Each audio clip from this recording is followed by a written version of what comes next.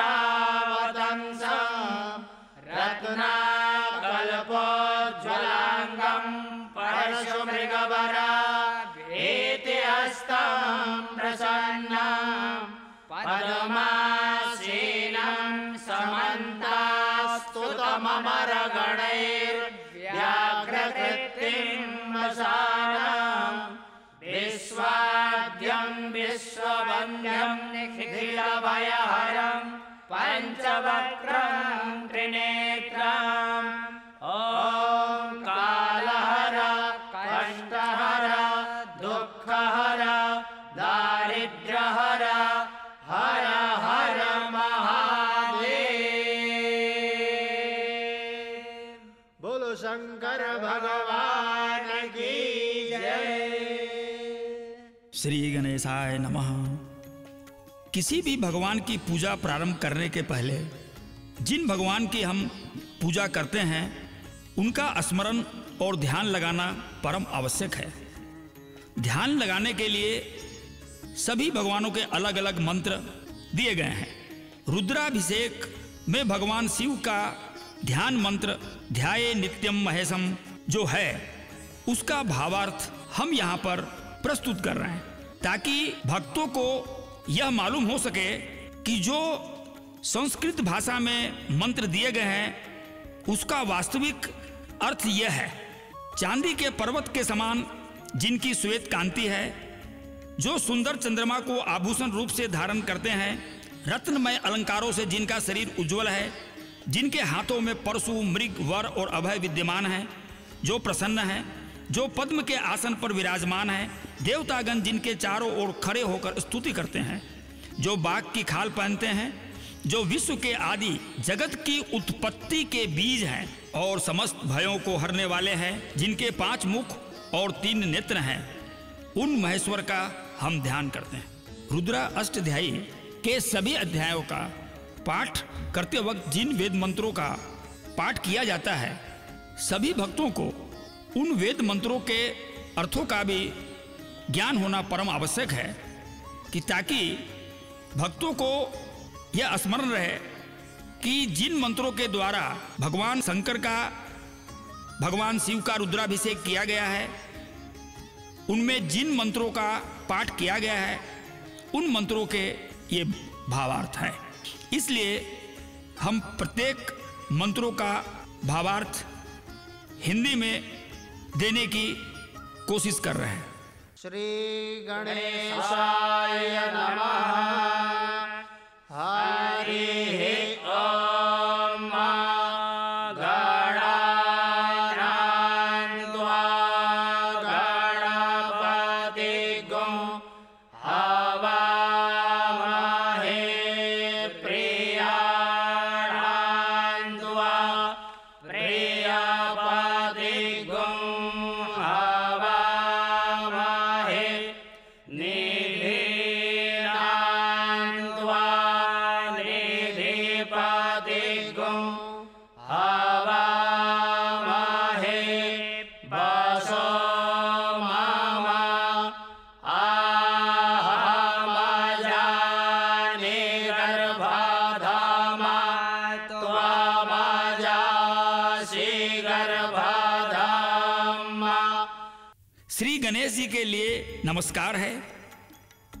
समस्त गणों का पालन करने के कारण गणपति रूप में प्रतिष्ठित आपको हम आह्वान करते हैं। प्रियजनों का कल्याण करने के कारण प्रियपति रूप में प्रतिष्ठित आपको हम आह्वान करते हैं और पद्म आदि निधियों का स्वामी होने के कारण निधिपति रूप में प्रतिष्ठित आपको हम आह्वान करते हैं। हे हमारे परम धन रूप ईश्वर, आप मेरी रक्षा करें। मैं गर्भ से उत्पन्न हुआ जीव हूँ और आप गर्भाति रहित स्वाधीनता से प्रकट हुए परमेश्वर हैं। आपने ही हमें माता के गर्भ से उत्पन्न किया है। गायत्री त्रिष्टुपजागतिया नष्टोपंक्त्या सह बृहत्युष्णेहा ककुपुषो जीभिः सम्यन्तुत्वा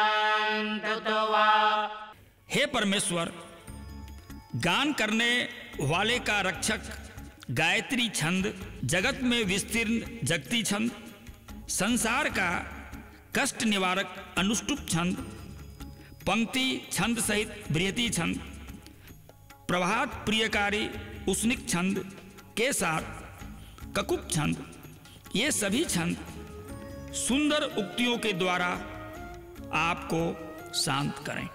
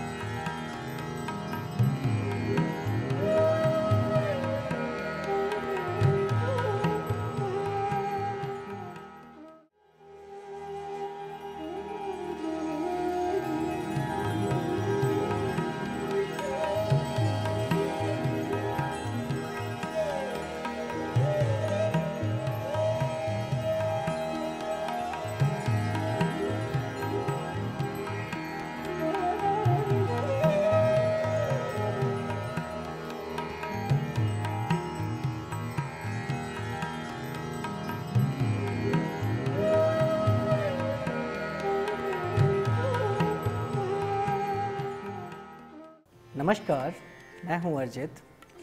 आज हमारे साथ प्रगाढ़ विद्वान पंडित राम प्रताप जी मौजूद हैं। आज हम इनसे शास्त्र एवं ज्योतिष शास्त्र के बारे में विचार विमर्श करेंगे। तो आइए चलते हैं पंडित जी के पास। नमस्कार पंडित जी। नमस्कार पंडित जी, हमें ये बताएं कि ज्योतिष शास्त्र क्या है? ज्योतिष शास्त्र ज्योति का शास्त्र है। आकाशीय पिंडों की जो ज्योति पूरे ब्रह्मांड में जाती है, उसका प्रभाव ज्योतिष शास्त्र में लिया गया है। मूल रूप से नक्षत्र और जो ग्रह हैं, उनका व्यापक विश्लेषण ज्योतिष शास्त्र में किया गया है। ग्रह तो बराबर अपनी धुरी पर घूमते रहते हैं, जबकि कई नक्षत्र स्थिर होकर अपनी रोशनी छोड़ते हैं। तो उनका जो प्रकाश है, उसका प्रभाव सौर मंडल पे प्रत्येक जगह पड़ता है, अर्थात मानव मात्र पर उसके ज्योति के प्रभाव का व्यापक विश्लेषण ज्योतिष शास्त्र में किया गया है। खासकर पूर्णिमा और अमावस्या को चंद्रमा का प्रभाव समुद्रों पर देखा गया है कि जब समुद्र की लहरें आकाश की ओर उड़ने लगती है और वह चंद्रमा को छूने की पूरी कोशिश करती है, और आधुनिक वैज्ञानिकों ने भी चंद्रमा के प्रभाव को, चंद्रमा के प्रकाश के प्रभाव को मान लिया है। इस प्रकार आकाशीय पिंड में केवल सौर मंडल में जो इसका प्रभाव है, उसी का ज्योतिष शास्त्र में इसका व्यापक विश्लेषण किया गया है, और इसके प्रभाव का वर्णन ज्योतिष शास्त्र के जरिए हमें प्राप्त होता है। क्या ज्योतिष शास्त्र वेद से उत्पन्न हुआ है? हाँ, ज्योतिष शास्त्र वेद से उत्पन्न हुआ है। जब वैदिक मंत्रों के दृष्टा ऋषियों ने ऋग्वेद, यजुर्वेद, सामवेद और अथर्ववेद की रचना की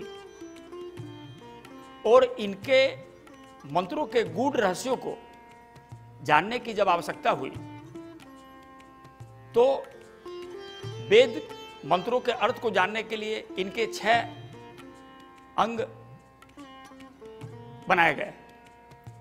उसमें एक ज्योतिष है, जिसे हम वेद का नेत्र भी कहते हैं।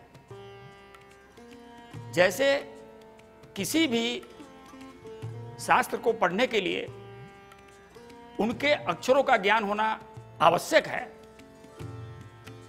अब अंग्रेजी शास्त्र को पढ़ने के लिए ABCD से लेकर XYZ तक जानना जरूरी है, और हिंदी शास्त्रों को पढ़ने के लिए क ख ग से क्षत्रज्ञ तक जानना जरूरी है। अब इन अक्षरों के बाद हम उन शास्त्रों को पढ़ सकते हैं। व्याकरण के बाद उन शास्त्रों के शुद्ध प्रकार से उसको हम पढ़ सकते हैं। तो जहां व्याकरण शास्त्र की अशुद्धियों को दूर करता है, उसी प्रकार फिर शब्दों के अर्थों के आधार पर उन वाक्यों में जो लिखा गया है उसके भावार्थ को निकालते हैं। तो वेद के गूढ़ रहस्यों को, उनमें जो मंत्र हैं, जानने के लिए व्याकरण का जानना भी बहुत आवश्यक है। लेकिन ज्योतिष शास्त्र की रचना हुई। ज्योतिष शास्त्र वेद के नेत्र हैं, और वैदिक विद्वान इस शास्त्र के माध्यम से वेद के मंत्रों के अर्थों को देखते हैं कि कब, कहां और किस समय इन मंत्रों का प्रयोग किया जाना चाहिए, और ज्योतिष के आधार पर ही इन 16 संस्कारों में भिन्न भिन्न स्थानों पर किन मंत्रों का प्रयोग किया जाए, इसका व्यापक विश्लेषण किया गया है। अब अथर्ववेद में कुछ मंत्र ऐसे हैं जिसमें नक्षत्रों से यह आग्रह किया गया है कि आप हमें सुख, शांति, समृद्धि, यश, कीर्ति, ऐश्वर्य, अर्थात हमें सब कुछ शांतिमय प्रदान करें। एक श्लोक में 28 नक्षत्रों का वर्णन है, और वही 28 नक्षत्र आज ज्योतिष में लिए गए हैं। और तीसरे श्लोक में मनुष्य के, मानव मात्र के योगक्षेम के लिए प्रार्थना की गई है। साधारण भाषा में योग का अर्थ है जोड़ना, और क्षेम का अर्थ है जो हमने जोड़ा है उसकी सुरक्षा करना।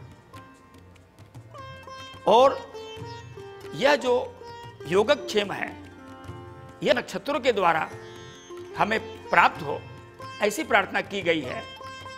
तो इससे और प्रमाणित हो गया कि यह श्लोक जो अथर्ववेद के हैं, जिसमें इन्हीं 28 नक्षत्रों का वर्णन है, अर्थात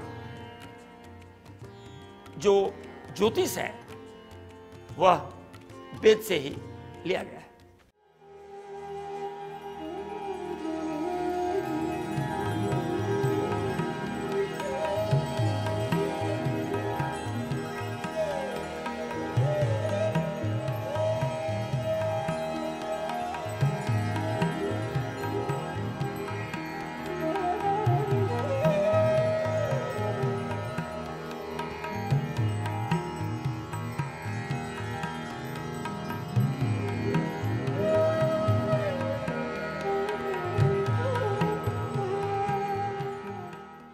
पंडित जी, हमें ये बताएं कि ज्योतिष शास्त्र में फलादेश का क्या महत्व है?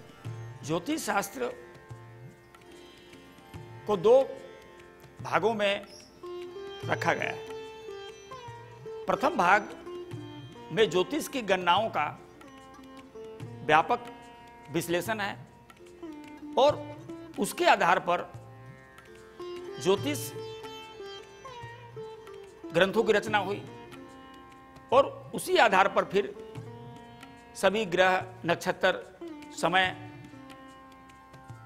सबकी चाल का व्यापक विश्लेषण कर गणित के आधार पर निश्चित किया गया, और उसी आधार पर सभी ग्रहों को हम कुंडली में विराजमान करते हैं, नक्षत्रों को रखते हैं। तो एक है गणित, जिसे हम ज्योतिषीय गणित कहते हैं, और दूसरा है फलित। उस गणित के आधार पर जो ग्रहों की चाल है नक्षत्रों की चाल है, समय का प्रभाव है, और उसका व्यापक विश्लेषण कर जो बात फलादेश के रूप में कही जाती है वह फलित है। फलादेश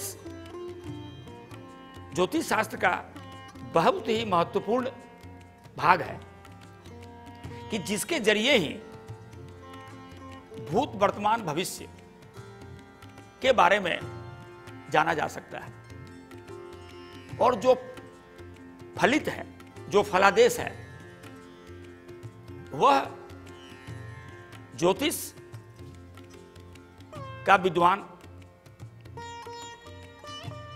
तभी इसका पूर्ण फलादेश कर सकता है